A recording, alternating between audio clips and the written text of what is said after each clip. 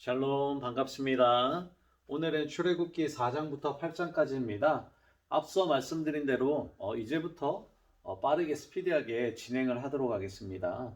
출애굽기 4장의 내용은 여호와 하나님의 갑작스러운 출애굽 사명에 버티던 모세가 결국 항복하게 되고 하나님의 뜻을 따라 출애굽 사명을 감당하기 위해 애굽으로 돌아가는 이야기의 스토리가 4장에 펼쳐지고 있습니다.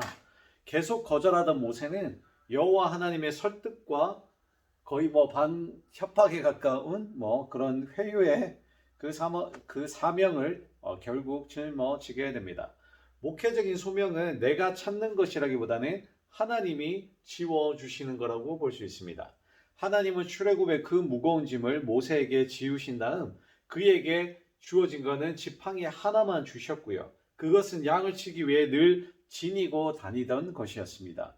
엄청난 사역을 주셨음에도 불구하고 그에게 주신 것은 그에 늘 사용하던 지팡이였다라는 것. 그리고 모세가 할 수 있는 건 바로에게 가서 이집트의 왕에게 가서 말하는 것뿐. 그 어떤 것도 하나님이 모세에게 주어 주시지 아니하였습니다. 중요한 것은 모세가 이전에는 자기 동족을 쳐 죽이는 자기 동족을 학대하는 것을 보고 쳐 죽였죠. 이때에는 모세의 힘, 본인의 자기 자신의 힘이죠. 자기 자신만의 힘을 과시했다라는 것을 볼 수 있습니다. 그러나 이제 이때에는 자기 자신의 힘으로 자기 이스라엘 민족을 구원하려는 그러한 의지로 동족을 그 학대하는 사람을 애굽 사람을 쳐 죽였으나 그러나 지금은 하나님께서 이스라엘 백성들을 구원해 내려는 계획으로 모세를 들어 사용하시고요. 전에는 자기 자신의 힘이었지만 지금은 누가 개입하셨죠? 바로 하나님께서 개입하셔서 이 자기 동족의 이스라엘 백성을 구원해 내시기에 이게 바로 대조가 되는 겁니다. 전에는 자신의 힘, 그러나 지금은 하나님의 파워, 하나님의 힘으로 이스라엘 백성들을 구출해 낸다. 이 과정이 다르고요. 중요한 것은 모세에게 들려준 건 뭐라고요? 지금 모세가 할 수 있는 것 누구 앞에 가서요? 이집트 왕 앞에 가가지고 말해. 그냥 네가 할 수 있는 거 말해. 이겁니다. 그리고 또 다른 하나 지팡이. 네 손에 들어있는 게 뭐냐? 지팡이입니다. 별거 없죠? 이런 모세의 지팡이를 하나님께서 던져라 바닥에 뱀이 되게 하고 손을 품어라 했을 때 문둥병이 일어나고 그런 어떤 능력을 주셨는데 그러나 이것은 모세가 원했던 것이 아니었을 겁니다. 한 나라에 이스라엘 백성들을 전부 구출해 내려면 뭘 사실 주셔야 제일 좋겠습니까? 여러분들 상식적으로 군대를 조직해 주거나 전에 말씀드렸지만 어떠한 핵 미사일을 주거나 무슨 무기를 줘야 되겠죠. 사실 압도할 수 있는 뭔가 이런 걸 줘야 되는데 네 가서 말해. 네가 그냥 이집트 왕 앞에 가서 말해. 나머지 내가 알아서 해. 이겁니다. 그러니까 모세가 할 수 있는 건 뭐예요? 하나님 앞에 순종하는 것 외에는 답이 없습니다. 지금. 그리고 이가 이제 날로 이제 경험하게 하면서 고백할 수 있는 대목은 뭐죠? 하나님 앞에 순종했더니 뭘 보았다? 하나님의 능력과 기적을 보았다. 네, 이렇게 되는 겁니다. 결국 하나님이 우리에게 원하시는 삶이 뭐냐? 순종입니다. 너 이렇게 해. 너 여기에서 이렇게 해. 너의 인생은 내 거니까 내가 원하는 대로 너는 걸어가야 돼. 근데 우리는 어떻게 하죠? 에이, 하나님 무슨 소리세요? 내 인생은 내 겁니다. 내 인생 내 거란 말입니다. 물론 하나님이 주인이라고 때로는 우리가 하나님이여 내 삶의 주인 되신 하나님이라고 고백을 하지만 실질적으로 우리들은 늘날마다 이거를 망각하고 에이, 내 인생 내 거예요. 내가 원하는 대로 내 마음대로 내가 바른 대로 살아갈 겁니다. 이렇게 한단 말입니다. 그렇게 했을 때 하나님은 우리의 삶에 직접적인 개입은 안 하신다. 직접적인 개입이 있어야 우리에게 하나님의 능력과 하나님의 기적을 볼 수 있을 텐데 하나님 앞에 순종하지 아니하는 삶을 우리가 살아가고 있기 때문에 우리는 하나님의 능력과 기적을 경험할 수 없다. 이때 당시에 모세가 동족을 쳐 죽였을 때에도 자신의 힘으로 무언가 구출해내려는 이스라엘 자기 동족들을 구원해내는 그 의지는 있었으나 하나님은 모세의 이런 의지, 결국에 하나님이 바라는 게 이스라엘 동족 구출이 이스라엘 백성들 구출이긴 한데 하나님의 방법과 하나님의 방식, 즉 하나님 여호와 하나님을 온전히 의지하기를 원하는 이 하나님께서 모세가 그럼 네 한번 네 힘대로 해봐라 라고 방치하셨던 것처럼 우리의 인생이 내 인생이 아닌 하나님의 삶이라고 가정하였을 때 우리는 늘날마다 하나님께서 원하시는 순종의 삶을 살아야 된다라는 겁니다. 그러므로 우리의 이 말씀 대목에서 다시 한번 이것을 상기시켜서 하나님 앞에 온전히 순종하는 삶을 드리고 있나라고 점검해 봐야 되겠죠.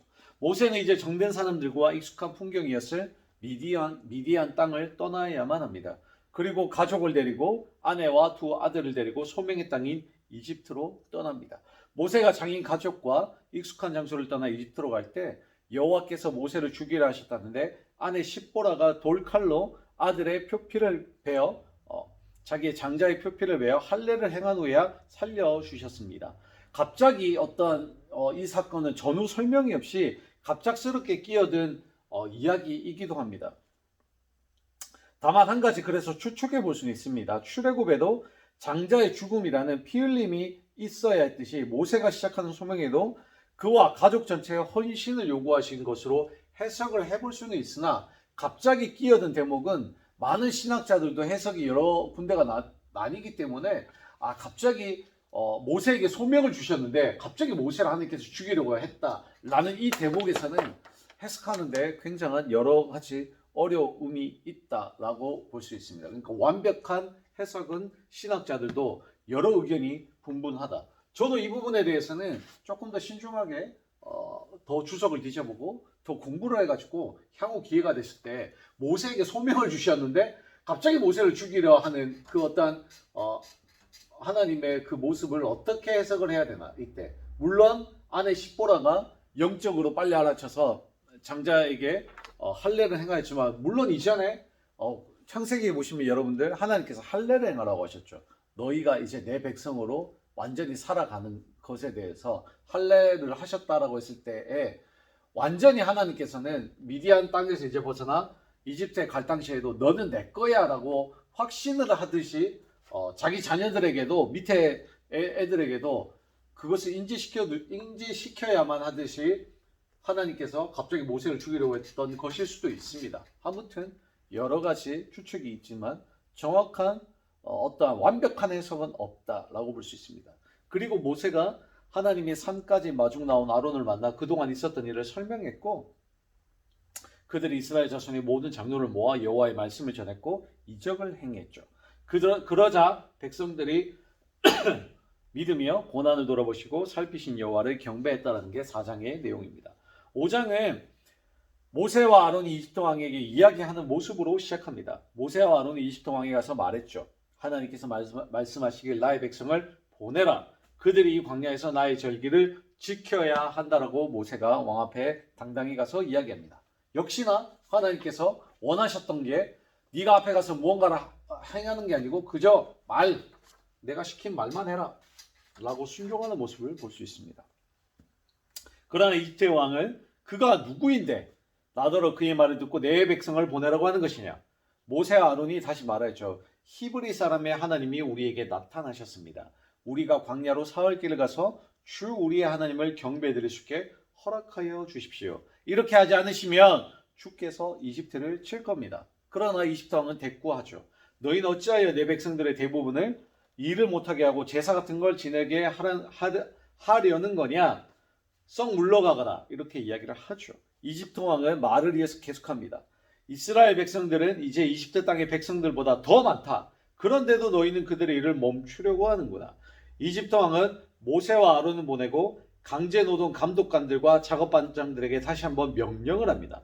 원래는 이스라엘 백성들이 벽돌을 만드는 힘든 일만 시켰었는데 이제 벽돌을 만드는 데 쓰이는 재료인 집까지 직접 이스라엘 백성들이 스스로 구해오게 하여서 그들이 제사를 지내러 간다는 허튼 소리를 못하게 하여라 라고 명령을 합니다. 그렇게 해서 이스라엘 백성들은 더 힘들어졌죠. 그러나 이제 불만이 터져 나옵니다. 벽돌 만드는 일도 힘든데 이제 하루에 일정 수량이 있을 거 아닙니까? 예를 들어서 뭐 벽돌을 뭐 하루에 300장을 만드시오 뭐라고 했었을 때 이 재료까지 구하러 가야만 하니 시간이 너무 없는 겁니다. 그러니까 작은 양을 못 맞추는 거예요. 하루에 만들어야 될 작은 양이 있지 않겠습니까?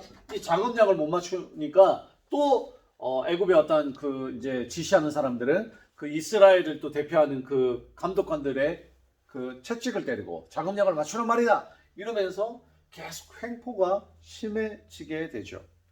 그러자 우리는 최대한 열심히 하고 있는데 자금력이 너무 터무니없이 많다라고 하소연을 하지만 바로는 듣기 싫다고 하면서 너희가 게을러서 그런 거다. 제사 간다는 소리, 그런 쓸데없는 소리를 하지 말고 그저 일이나 열심히 해라 라고 계속해서 화를 내죠.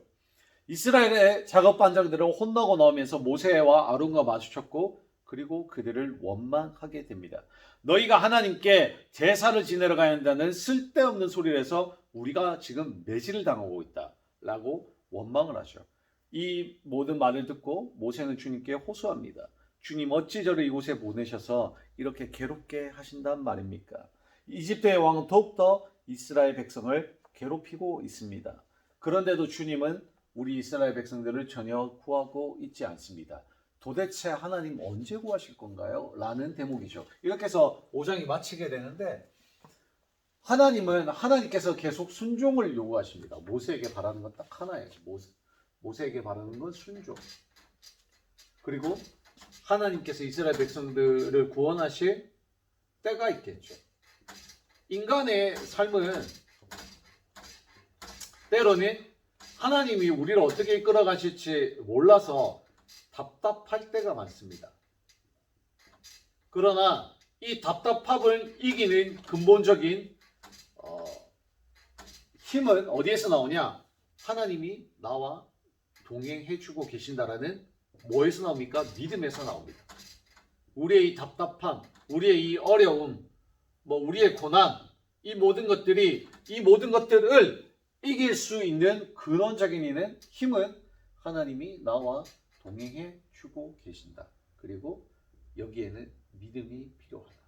모세가 답답하고 모세가 이렇게 하나님 앞에 하소연하는 것은 하나님 반드시 나와 지금 동행해 주고 계시는 것 같은데 왜 이렇게 또 하나님이 시키는 대로 했는데 오히려 더 괴롭히니 그리고 이스라엘 백성들은 나를 원망하니 진짜 내 삶이 너무나 죽겠습니다 라고 하나님 앞에 하소연하는 대목이나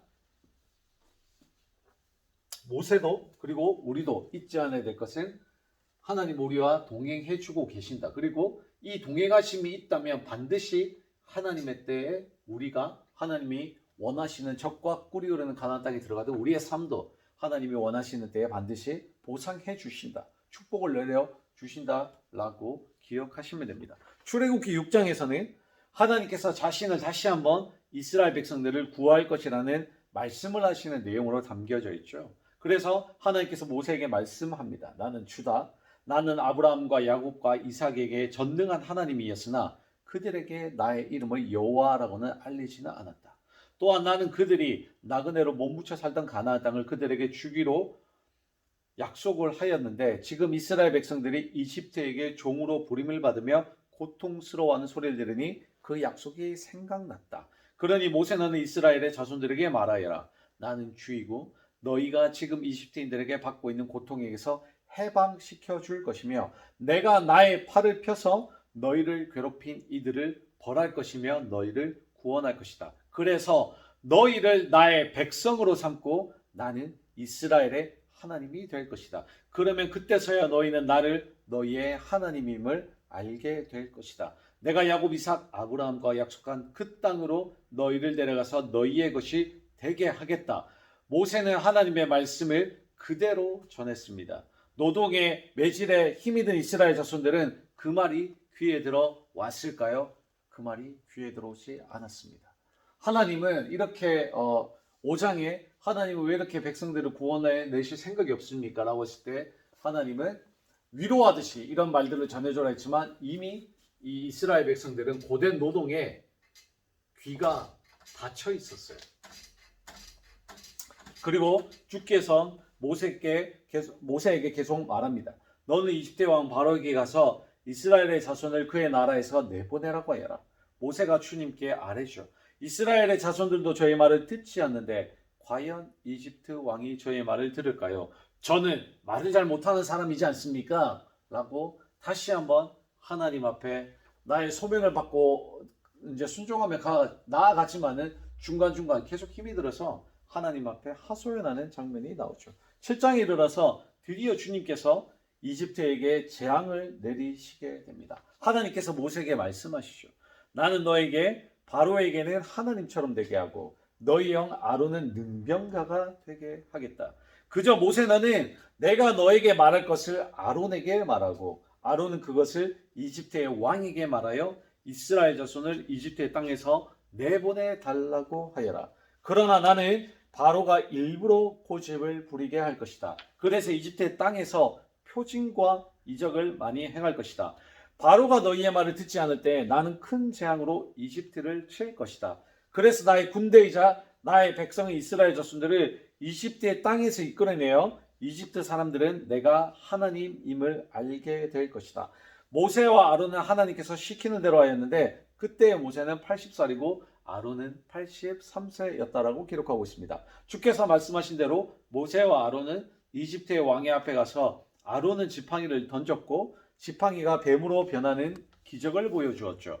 그런데 이집트 왕의 마술사들도 똑같은 마술을 보였습니다. 물론 아론의 뱀이 다른 뱀들을 잡아먹었지만 자신의 마술사들도 능히 할 수 있는 일이라고 생각한 이집트의 왕은 이 기적을 별것 아니라고 생각하고 하나님의 말씀을 귀담아듣지 않습니다. 주님께서 다시 한번 모세에게 말씀하시죠. 아침에 물가에 가 있으면 이집트의 왕도 올 것이다. 그때 이스라엘 사람들을 제사 지내러 보내주라고 말하고 앞으로 일어날 재앙으로 경고하여라. 말을 안 들으면 모세 너희 지팡이를 강에 담거라. 그럼 이집트에 있는 모든 물은 피로 변할 것이다. 모세는 말하였고 당연히 이집트 왕은 들은 척도 안 하니 모세는 지팡이를 강물에 담갔고 이집트의 모든 물은 피로 변하였습니다. 모든 물고기는 죽었고 악취가 고약했죠. 첫 번째는 뭐였죠? 지팡이를 던지니 뱀. 그러자 거기에 있는 마술사들도 뱀으로 만들었으나 모세의 지팡이의 뱀이 이 모든 뱀들을 잡아먹어 버렸죠. 그러나 똑같이 뱀을 만들었다라는 것에 대해서 바로가 우리가 할 수 있네! 라고 해서 귀담아 듣지 않았습니다. 하나님의 말씀. 그 다음이 뭐였죠? 나일강. 거기에 있는 모든 물을 피로 변하게 만드는 겁니다. 이 강이 피로 변하자 어떻게 됐죠? 모든 물이 피로 변하자 물고기가 죽고 악취가 나기 시작했다. 물고기가 죽고 악취가 나기 시작했다라는 겁니다. 하지만 이집트 왕의 마술사들도 얕은 술수를 써서 모세와 어렴풋이 똑같아 보이는 마술을 부렸고 역시 하나님께서 말씀하신 대로 이집트 왕은 고집을 꺾지 않았습니다. 이집트는 물을 못 마시는 나라가 되어 버렸죠. 그리고 출애굽기 8장에서는 주님께서 첫 번째 재앙을 보고도 말을 안 듣는 이집트 왕에게 두 번째, 세 번째, 네 번째 계속해서 재앙을 내리는 장면이 8장에 펼쳐지게 됩니다. 주께서 모세에게 말하였죠. 너는 바로에게 가서 또 말하여라. 주의 백성이 주를 예배할 수 있게 하라고. 말을 듣지 않는다면 이번에는 온 땅에 개구리가 들끓게 하겠다라고 이야기를 합니다. 역시나 이집트 왕은 들은 채도 안 하였고 하나님께서는 이집트가 개구리로 가득 차게 하셨습니다. 물론 바로의 마술사들도 얕은 술수로 똑같아 보이는 마술을 부렸죠. 그래도 불편하니 이집트 왕은 모세와 아론을 불러 부탁했습니다. 개구리를 거두시라고 하나님께 기도 좀 해달라고. 그럼 너희가 제사 지낼 수 있게 해주겠다고. 모세는 알겠다 했고요. 언제 없애주냐는 모세의 말에 이집트 왕은 내일이라고 했습니다. 모세는 하나님께 기도드렸고 다음날 개구리는 모두 죽었습니다. 물론 개구리가 일제히 다 죽었기 때문에 그 사체 더미 때문에 악취는 났지만은 한시름 놓은 이집트 왕은 또다시 약속을 어겼습니다. 그래서 모세는 다시 이집트의 왕 앞으로 갔고 하나님께서 시키신 대로 지팡이를 바닥 먼지에 쿵 하고 치니 이집트의 모든 먼지가 이가 되었죠. 이때 이집트의 왕의 마술사들도 이것은 못 따라 했다고 기록되어 있습니다. 모든 먼지가 이로 된 이집트는 사람이 살기 매우 어려운 곳이 되었지만 여전히 하나님께서 원하시는 대로 이집트의 왕은 고집을 부리고 그들의 말을 듣지 않았습니다. 주님께서는 다음 재앙에 대해 모세에게 말하셨고 그 재앙은 파리가 이집트에 들끓게 하는 것이었습니다. 모세가 하나님께서 시키는 대로 하여서 이집트는 그야말로 파리 지옥이 되었죠. 하지만 이스라엘의 자손이 사는 땅 고센에는 파리 한 마리도 없었습니다. 이제 어느 정도 정신을 차린 이집트 왕은 모세에게 제사 지내게 해주겠다고 말하여서 파리를 사라지게 해주자 다시 이집트 왕은 고집을 부리는 장면으로 8장이 마무리가 됩니다. 순서가 이렇죠. 피 그리고 개구리입니다. 이거 이, 파 지금 여기까지 일단은 재앙이 간 겁니다. 첫 번째, 두 번째, 세 번째, 네 번째. 이거를 줄여서 피개, 이파 이렇게 부릅니다. 파리를. 파리죠. 이렇게 부르죠. 이렇게 재앙들이 지금 계속해서 시전되고 있고 특히나 파리가 들끓던 그 땅에 이스라엘 백성들이 고센 땅에 살고 있는데 고센 땅에 예로부터 살고 있었죠. 요셉 때부터요. 이 고센 땅에 살고 있는 이스라엘 백성들은 힉소스족이 전에 말씀드렸지만 18왕조가 힉소스족을 다 전멸시키고 위에 쭉 올라가서 여기에 있는 이 18왕조가 다 물리치고 나서 또 고센 땅에 살고 있는 이스라엘 백성들은 남겨두었는데 이 고센 땅에만 파리가 없는 하나님의 은혜를 또한 여기에서 우리 성경의 8장에서 보게 되죠. 중요한 건 죄송합니다. 7장에서 계속 이야기하고 여러분들이 성경 계속 보듯이 하나님께서 일단 친절히 모세에게 알려주고 있는 대목입니다. 뭘 알려주고 있습니까? 왕이 고집을 부린다. 소위 우리 쉬운 말로 개길 거다. 자꾸 말 안 듣고 개긴다. 라는 것들을 계속 이야기를 친절하게 사실 하나님께서 친히 모세에게 알려주고 있습니다. 이것만 해도 주의 종의 입장에서 땡큐하죠. 예를 들어서 저희가 제가 목사님과 함께 어디 가정을 신방을 간다. 그렇게 했을 때 가기 전에 누구누구 목사야 누구누구 전도사야 이제 거기 집사님에게 신방을 할 건데 너 주의 종의 말을 안 듣고 고집을 부릴 거다. 그러나 걱정하지 말아라. 결국에 나중에 그 영혼을 구원할 거니 이렇게 만약에 친절히 하나님께서 알려주신다면 너무나 감사하죠. 아무튼 그런 직계시가 요즘에는 없다. 마치 옆에서 얘기해 주는 것 마냥 모세는 하나님 직접 알려주신단 말입니다. 고집을 부릴 거다. 이것만 해도 모세가 사실 실망한 이유는 없습니다. 하나님 알려주셨으니까요. 고집을 부리구나. 그러면 하나님 얘기해 주셨으니까 이렇게 할 수 있는데 아무튼 고집을 계속 부리게 됩니다. 근데 이게 왜 고집을 부릴까요?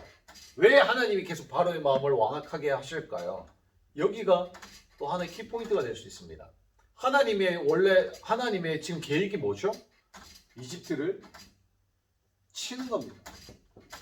하나님께서 치시는. 그러려면 하나님께서 명령을 했을 때 하나님의 공의대로 하면 어떻게 해요? 만약에 첫 번째 딱 말했는데 아이고 맞습니다. 하나님이 말씀하셨다면 이스라엘 백성들 다 내보내야 되겠습니다 했으면 이집트를 칠 명분이 있습니까? 없습니까? 없죠.